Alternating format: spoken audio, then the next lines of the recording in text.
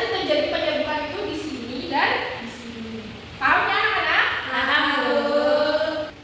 Nah, tadi itu penyerbukan ada 4, yaitu penyerbukan sendiri, tetangga, silang, dan penyerbukan bastard. Bisa kita lihat gambarnya ya anak-anak. Penyerbukan sendiri merupakan serbuk sari yang jatuh di kepala putih yang masih berada di bagian bunga yang sama. Jadi bunganya itu sama dan terjadi penyerbukan di bunga yang sama. Lalu yang kedua ada penyerbukan tetangga.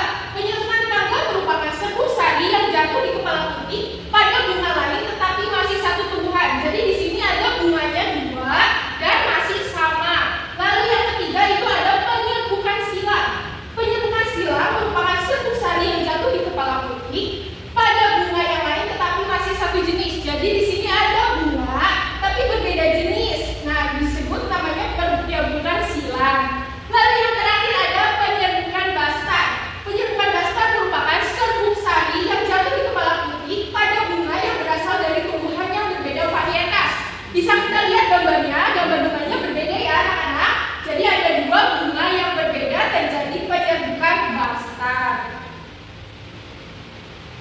Jadi tadi kita belajar tentang perkembangbiakan generatif. Nah, sekarang